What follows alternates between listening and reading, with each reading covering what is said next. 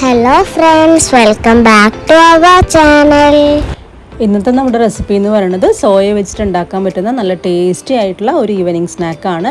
നമുക്ക് soya popcorn എന്നൊക്കെ വിളിക്കുക അതിനെ. നമ്മൾ നോർമൽ ചിക്കൻ പോപ്കോൺ ഒക്കെ ഉണ്ടാക്കുന്ന അതേ ഒരു രീതിയിൽ തന്നെയാണ് ഉണ്ടാക്കിയിരിക്കുന്നത്. ചിക്കൻ്റെ പകരം സോയ ഉപയോഗിച്ചിട്ടുണ്ട്, അത്ര മാത്രമേ ഉള്ളൂ. നല്ല ടേസ്റ്റി ആയിട്ടുള്ള ഒരു സ്നാക്കാണിത്. കുട്ടികൾക്കൊക്കെ തന്നെ വൈകിട്ട് ഉണ്ടാക്കി കൊടുക്കുകയാണെങ്കിൽ അവർക്ക് നല്ല ഇഷ്ടമാവും. അതുപോലെ സ്കൂളിലേക്ക് സ്നാക്സ് ബോക്സിലും കൊടുത്തുവിടാൻ പറ്റുന്ന നല്ലൊരു റെസിപ്പി തന്നെയാണിത്. അപ്പോൾ നല്ല ടേസ്റ്റി ആയിട്ടുള്ള ഈ ഒരു സോയ പോപ്കോൺ എങ്ങനെ ഉണ്ടാക്കുന്നതെന്ന് നോക്കാം. അതിന് മുമ്പായിട്ട് എപ്പോഴും പറയുന്ന പോലെ തന്നെ നമ്മുടെ ഈ ഒരു ചാനൽ ആദ്യമായിട്ട് കാണുന്ന ഏതെങ്കിലും കൂട്ടുകാരുണ്ടെങ്കിൽ ഒന്ന് സബ്സ്ക്രൈബ് ചെയ്തതിനൊന്ന് സപ്പോർട്ട് ചെയ്യണേ. അപ്പോൾ ഇനി ഒട്ടും സമയം കളയാതെ നമുക്ക് സ്നാക്ക് ഉണ്ടാക്കി തുടങ്ങാം. അപ്പോൾ അതിനായിട്ട് ആദ്യം 1 കപ്പ് അളവിൽ സോയ ചങ്ക്സ് എടുത്തിട്ടുണ്ട്. ഇതിപ്പോൾ വലുതല്ല, ഒരു മീഡിയം വലിപ്പമുള്ള സോയ ചങ്ക്സ് ആണ്. ഇതൊരു ബൗളിലേക്ക് ഇട്ട് കൊടുത്തിട്ടുണ്ട്. ഇനി ഇതിലേക്ക് നന്നായി തിളച്ചുകൊണ്ടിരിക്കുന്ന വെള്ളം വേണം ഒഴിച്ചു കൊടുക്കാനായിട്ട്. ആ വെള്ളം കൂടെ ഒഴിച്ചു കൊടുത്തതിന് ശേഷം നമുക്കിത് അടച്ചു വെച്ച് ഒരു 10 മിനിറ്റ് ഒന്ന് റെസ്റ്റ് ചെയ്യാനായിട്ട് വെക്കാം. അപ്പോൾ ആ ഒരു 10 മിനിറ്റ് കൊണ്ട് സോയയൊക്കെ തന്നെ നന്നായിട്ടൊന്ന് വെന്ത് വന്നിട്ടുണ്ടാവും. ഇനിയിപ്പോൾ ഇങ്ങനെയല്ല എന്നുണ്ടെങ്കിൽ നല്ല തിളച്ചുകൊണ്ടിരിക്കുന്ന വെള്ളത്തിലേക്ക് സോയ ചങ്ക്സ് ഇട്ടിട്ട് 2 മിനിറ്റ് കൂടെ ഒന്ന് തിളപ്പിച്ചെടുക്കുക. അങ്ങനെ ചെയ്യുകയാണെങ്കിലും കുഴപ്പമില്ല. ഞാനിപ്പോൾ 10 മിനിറ്റ് അടച്ച് വെക്കുക ചെയ്തിരിക്കുന്നത്. അപ്പോൾ നമ്മുടെ സോയയൊക്കെ തന്നെ നന്നായി വീർത്ത് അത്യാവശ്യം നന്നായിട്ട് തന്നെ വെന്ത് വന്നിട്ടുണ്ട്. ഇനി 2-3 തവണ അത് നന്നായിട്ട് കഴുകി വെള്ളമൊക്കെ ഇതുപോലെ നന്നായിട്ടൊന്ന് പിഴിഞ്ഞ് കളഞ്ഞെടുക്കാം. ഇനി നമുക്ക് ഈ സോയ ഒന്ന് പൊടിച്ചെടുക്കണം. അപ്പോൾ ഒന്നുമില്ലെങ്കിൽ കൈ വെച്ചിട്ട് ഇതുപോലെ ഒന്ന് പിച്ചിയെടുക്കാം. അല്ലാന്നുണ്ടെങ്കിൽ ചോപ്പർ ഉണ്ടെന്നുണ്ടെങ്കിൽ ചോപ്പറിലിട്ടിട്ട് ജസ്റ്റ് ഒന്ന് കറക്കിയെടുത്താൽ മതി. ഇനിയിപ്പോൾ അതും അല്ലാന്നുണ്ടെങ്കിൽ മിക്സിയുടെ ചെറിയ ജാറിലിട്ടിട്ട് ഒന്ന് പൾസ് മോഡിലിട്ടിട്ട് 2 പ്രാവശ്യം ഒന്ന് കറക്കിയെടുത്താൽ മതി.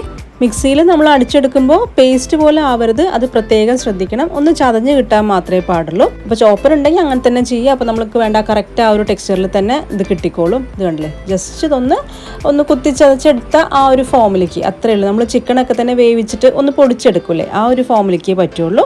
അപ്പോൾ നമ്മുടെ സോയ റെഡി ആയിട്ടുണ്ട്.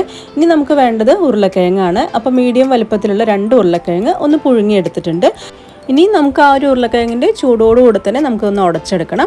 അപ്പോൾ ഇതുപോലെ ഒരു മാഷറോ അല്ലെങ്കിൽ ഒരു ഫോർക്കോ എന്തെങ്കിലും വെച്ചിട്ട് നന്നായിട്ട് ഉടച്ചെടുക്കാം. അപ്പോൾ ഉരുളക്കിഴങ്ങ് ചൂടാറിയിട്ട് ഉടയ്ക്കാൻ നിന്ന് കഴിഞ്ഞാൽ നമുക്ക് നന്നായിട്ട് ഇതുപോലെ ഉടഞ്ഞ് കിട്ടില്ല. അപ്പോൾ ആ ഒരു ചൂടോടുകൂടെ തന്നെ വേണം ഇതുപോലെ ഒന്ന് ഉടച്ചെടുക്കാനായിട്ട്. അപ്പോൾ അധികം കട്ടകളൊന്നും ഇല്ലാണ്ട് നന്നായിട്ട് തന്നെ ഒന്ന് ഉടച്ചെടുക്കാം. അപ്പോൾ ഈ ഉരുളക്കിഴങ്ങൊക്കെ തന്നെ നന്നായിട്ടൊന്ന് ഉടച്ചെടുത്തിട്ടുണ്ട്. ഇനി നമുക്കിതിലേക്ക് നമ്മൾ നേരത്തെ പൊടിച്ച് മാറ്റി വെച്ചിരിക്കുന്ന ആ ഒരു സോയ ചങ്ക്സിൻ്റെ കൂട്ടിട്ട് കൊടുക്കാം. അപ്പോൾ സോയ ചങ്ക്സിൽ അധികം വെള്ളം ഇല്ലയെന്ന് ഉറപ്പ് വരുത്തിയിട്ട് വേണം ഇതുപോലെ പൊടിച്ചെടുക്കാനായിട്ട്. ഇനി നമുക്കിതിലേക്ക് സവോളയാണ് ചേർക്കുന്നത്. അപ്പോൾ ഞാൻ വലിയ സവോളയുടെ 1 മുറിയാണ് എടുത്തിരിക്കുന്നത്. ചെറുതാണെന്നുണ്ടെങ്കിൽ 1 മുഴുവനായിട്ട് എടുക്കാം. അതുപോലെ ചെറുതായിട്ടൊന്ന് കൊത്തിയരിഞ്ഞിട്ടാണ് ചേർത്ത് കൊടുത്തിരിക്കുന്നത്. ഇനി നമുക്ക് എരിവിനായിട്ട് ഒരു 2 പച്ചമുളക് ചെറുതായിട്ടൊന്ന് അരിഞ്ഞ് ചേർത്ത് കൊടുക്കുന്നുണ്ട്. അതുപോലെ തന്നെ കുറച്ച് മല്ലിയിലയും പൊടിയായിട്ടൊന്ന് അരിഞ്ഞിട്ടിട്ട് കൊടുക്കുന്നുണ്ട്. ഇനി നമുക്ക് വേണ്ടത് ജിഞ്ചർ ഗാർലിക് പേസ്റ്റാണ്. അത് 1 ടീസ്പൂൺ അളവിലാണ് ചേർത്ത് കൊടുത്തിരിക്കുന്നത്. കൂടെ തന്നെ ഒരു 3/4 ടീസ്പൂണോളം കാശ്മീരി മുളക് പൊടിയും ഒരു 1/4 ടീസ്പൂൺ മഞ്ഞൾപ്പൊടിയും ചേർത്തിട്ടുണ്ട്. ഇനി ഒരു 1/2 ടീസ്പൂൺ അളവിൽ ഗരം മസാലയും അതുപോലെ തന്നെ ഒരു 1/4 ടീസ്പൂണോളം കുരുമുളക് പൊടിയും ചേർക്കുന്നുണ്ട്. ഇനി ഇതിലേക്ക് ആവശ്യത്തിനുള്ള ഉപ്പും കൂടെ നമുക്ക് ചേർത്ത് കൊടുക്കാം. പിന്നെ നമുക്ക് വേണ്ടത് കോൺഫ്ലോർ ആണ്. അതൊരു 2 ടേബിൾ സ്പൂൺ അളവിലാണ് ചേർത്ത് കൊടുക്കുന്നത്. നമുക്ക് ഈ ഒരു കോൺഫ്ലോറിൻ്റെ പകരം അരിപ്പൊടി വേണമെങ്കിലും ചേർക്കാം. ഇതേ ഒരു അളവിൽ തന്നെ ഇട്ട് കൊടുത്താൽ മതി. ഇനി ഇതിലേക്ക് 1 ടീസ്പൂൺ അളവിൽ ടൊമാറ്റോ കെച്ചപ്പും കൂടെ ചേർത്ത് കൊടുക്കുന്നുണ്ട്. ഇനി നമുക്കിതെല്ലാം കൂടെ കൈവച്ച് തന്നെ നന്നായിട്ടൊന്ന് മിക്സ് ചെയ്തെടുക്കാം. ഇതുപോലെ ഉരുളക്കിഴങ്ങും സോയയും ഒക്കെ തന്നെ നന്നായിട്ടൊന്ന് കമ്പൈൻഡായി വരത്തക്ക വിധത്തിൽ നന്നായിട്ട് തന്നെ ഒന്ന് കുഴച്ചെടുക്കാം. അതുപോലെ ഇതിൽ എക്സ്ട്രാ വെള്ളമൊന്നും ചേർക്കേണ്ട. ആ ഒരു ഉരുളക്കിഴങ്ങിൻ്റെ നനവും ആ ഒരു സോയയുടെ ചെറുതായിട്ടുള്ള നനവും മാത്രം മതി. ഇനിയിപ്പോൾ നമ്മൾ സോയ ഒന്ന് പൊടിച്ചെടുക്കുന്ന സമയത്ത് വെള്ളത്തിൻ്റെ അളവ് കുറച്ച് കൂടി പോയി കഴിഞ്ഞാൽ നമുക്ക് ഇതേ ഒരു കൺസിസ്റ്റൻസിയിൽ കുഴയ്ക്കാൻ സാധിക്കില്ല, കുറച്ച് സ്റ്റിക്കി ആയി പോവും. അപ്പോൾ അങ്ങനെ വരികയാണെങ്കിൽ നമ്മൾ കോൺഫ്ലോറിൻ്റെ അളവ് കുറച്ചുകൂടെ ഒന്ന് കൂട്ടിയിട്ട് കൊടുക്കണം. 2 ടേബിൾ സ്പൂണിൻ്റെ പകരം ഒരു 3 ടേബിൾ സ്പൂണൊക്കെ ചേർക്കേണ്ടി വരും. എങ്ങനെയാണെങ്കിലും ഈ ഒരു പരുവത്തിൽ വേണം നമ്മൾ കുഴച്ചിട്ട് നമുക്ക് ഫൈനലായിട്ട് കിട്ടാനായിട്ട്. ഇനി നമ്മൾ ഈ ഒരു കുഴച്ച് വെച്ചിരിക്കുന്ന ഈ ഒരു കൂട്ടിൽ നിന്ന് ഇതുപോലെ ചെറിയ ചെറിയ ഉരുളകളാക്കി എടുത്ത് നമുക്കൊന്ന് ഉരുട്ടി വയ്ക്കാം. ഇപ്പോൾ ഈ ബോൾ പോലെ തന്നെ ഉരുട്ടണം എന്നൊരു നിർബന്ധമില്ല. നമുക്ക് ഇഷ്ടമുള്ള ഷേപ്പിൽ നമുക്കിത് ഉരുട്ടിയെടുക്കാം. പക്ഷേ ഒരുപാട് വലുപ്പത്തിൽ നമ്മൾ ഉരുട്ടിയെടുക്കേണ്ട. അങ്ങനെ ആകുമ്പോൾ ഇതൊന്ന് മൊരിഞ്ഞ് വരാനായിട്ട് കുറച്ച് ടൈം എടുക്കും. അപ്പോൾ ഇതുപോലെ ചെറിയ ചെറിയ ഉരുളകളായിട്ട് തന്നെ നമുക്കിതെല്ലാം ഒന്ന് ഉരുട്ടിയെടുക്കാം. അപ്പോൾ അതെല്ലാം ഞാനൊന്ന് ഉരുട്ടി റെഡിയാക്കി വെച്ചിട്ടുണ്ട്. ഇനി ഒരു ചെറിയൊരു ബൗൾ എടുത്ത് വെച്ച് അതിലേക്ക് ഒരു 2 ടേബിൾ സ്പൂൺ അളവിൽ മൈദയാണ് ചേർത്ത് കൊടുക്കുന്നത്. ഇതിന് കൂടെ തന്നെ ഒരു 1/4 ടീസ്പൂൺ അളവിൽ കാശ്മീരി മുളക് പൊടി ചേർക്കുന്നുണ്ട്, നല്ലൊരു കളറിനും കുറച്ചൊരു എരിവിനും വേണ്ടിയിട്ട്. അതുപോലെ കുറച്ച് ഉപ്പും കൂടെ ചേർത്ത് ആവശ്യത്തിന് വെള്ളം കൂടെ ഒഴിച്ച് നമുക്കൊന്ന് നല്ല ലൂസായിട്ട് ഒരു ബാറ്റർ തയ്യാറാക്കി എടുക്കണം. നമുക്ക് ഈ ഒരു ബോൾസ് മുക്കിയെടുക്കാനായിട്ടാണ്. അപ്പോൾ വല്ലാണ്ട് തിക്കായിട്ട് വേണ്ട. നമ്മൾ കട്ട്ലറ്റിനൊക്കെ തന്നെ മുക്കിയെടുക്കുമ്പോൾ ഒരു ബാറ്റർ ഉണ്ടാക്കില്ലേ, ആ ഒരു പരുവത്തിൽ മതി.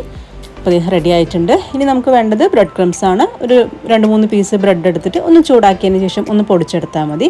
ഇനി നമുക്കിതുപോലെ ഓരോ ബോൾസായിട്ട് ആ ഒരു മൈദയുടെ ബാറ്ററിലേക്ക് ഇട്ടതിന് ശേഷം ഈ ഒരു ബ്രെഡ് ക്രംസ് വെച്ചിട്ട് ഒന്ന് കോട്ട് ചെയ്തെടുക്കാം. ഇനിയിപ്പോൾ ഈ ഒരു ബ്രെഡ് ക്രംസിന് പകരം നമുക്ക് കോൺഫ്ലേക്സ് വേണമെങ്കിലും ഉപയോഗിക്കാം. അപ്പോഴും നല്ല ടേസ്റ്റ് ആയിരിക്കും.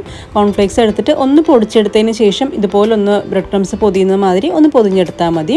അപ്പോൾ ഞാനിപ്പോൾ ഇന്ന് നോക്കിയപ്പോൾ കോൺഫ്ലേക്സ് ഉണ്ടായിരുന്നില്ല, അതുകൊണ്ടാണ് ബ്രെഡ് വെച്ചിട്ട് തന്നെ ചെയ്തെടുക്കുന്നത്. അപ്പോൾ എല്ലാം നമുക്ക് ഇതേപോലെ ഒന്ന് പൊതിഞ്ഞെടുക്കാം. ഇനിയിപ്പോൾ നമ്മൾ ഈ ഒരു മൈദയുടെ മിക്സിൻ്റെ പകരം മുട്ട വെച്ചിട്ട് ചെയ്യുകയാണെങ്കിൽ അങ്ങനെ ചെയ്യാം. മുട്ട നന്നായി ബീറ്റ് ചെയ്തതിന് ശേഷം ഞാനിപ്പോൾ ഇത് പ്യുവറായിട്ട് വെജിറ്റേറിയൻ ആയിക്കോട്ടെ എന്ന് വിചാരിച്ചിട്ടാണ് മൈദയുടെ കൂട്ട് തന്നെ എടുത്തിരിക്കുന്നത്. അപ്പോൾ ഇതെല്ലാം ഒന്ന് നമ്മൾ നന്നായിട്ടൊന്ന് ബ്രെഡ് ക്രംസ് ഒക്കെ തന്നെ കോട്ട് ചെയ്ത് വെച്ചിട്ടുണ്ട്. ഇനി നമുക്കിതൊന്ന് ഫ്രൈ ചെയ്തെടുക്കാം. അപ്പോൾ ഫ്രൈ ചെയ്യാനായിട്ട് ഒരു പാനിലേക്ക് ഓയിൽ ഒഴിച്ച് ചൂടാക്കാൻ വെച്ചിട്ടുണ്ട്. ഞാനിപ്പോൾ റിഫൈൻഡ് ഓയിലാണ് എടുത്തിരിക്കുന്നത്. ഇനി എണ്ണ നന്നായിട്ടൊന്ന് ചൂടായി വരുമ്പോൾ മീഡിയം ഫ്ലെയിമിലേക്ക് വെച്ചിട്ട് നമ്മൾ ഈ ബോൾസ് ഓരോന്നായിട്ട് ഇതിലേക്ക് ഇട്ട് കൊടുക്കാം. അപ്പോൾ ഹൈ ഫ്ലെയിമിൽ തന്നെ വെച്ചിട്ട് നമ്മളിത് ഫ്രൈ ചെയ്തെടുക്കരുത്, കാരണം പുറമേ ബ്രെഡ് ക്രംസ് ആണ്, അപ്പോൾ പെട്ടെന്ന് തന്നെ കരിഞ്ഞു പോകും.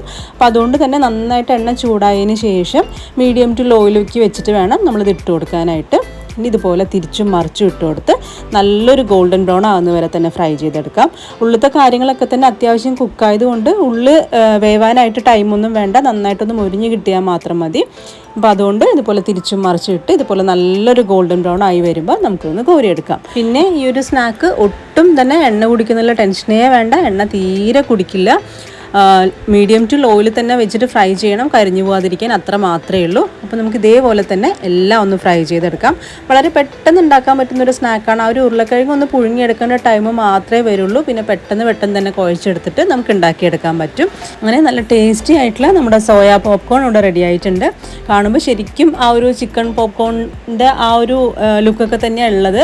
ഇനിയിപ്പോൾ കോൺഫ്ലേക്സ് വെച്ചിട്ടാണ് ഇത് കുറച്ച് കവർ ചെയ്തെന്നുണ്ടെങ്കിൽ ശരിക്കും നമ്മൾ പുറത്തുനിന്നൊക്കെ തന്നെ വാങ്ങിക്കുന്ന അതേ ഒരു ലുക്ക് തന്നെ ഉണ്ടാവും. കഴിക്കാനും അതുപോലെ നല്ല ടേസ്റ്റാണ്.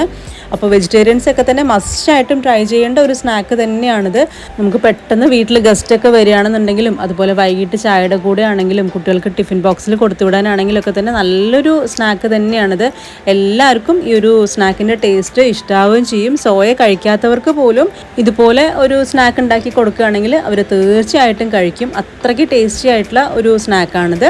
അപ്പോൾ എല്ലാവർക്കും ഈ ഒരു സോയ വെച്ചിട്ടുള്ള ഈ ഒരു പോപ്കോണിൻ്റെ റെസിപ്പി ഇഷ്ടമായിട്ടുണ്ടാവുമെന്ന് വിചാരിക്കുന്നു. ഇഷ്ടമായിട്ടുണ്ടെങ്കിൽ തീർച്ചയായും ഒന്ന് ട്രൈ ചെയ്ത് നോക്കുക.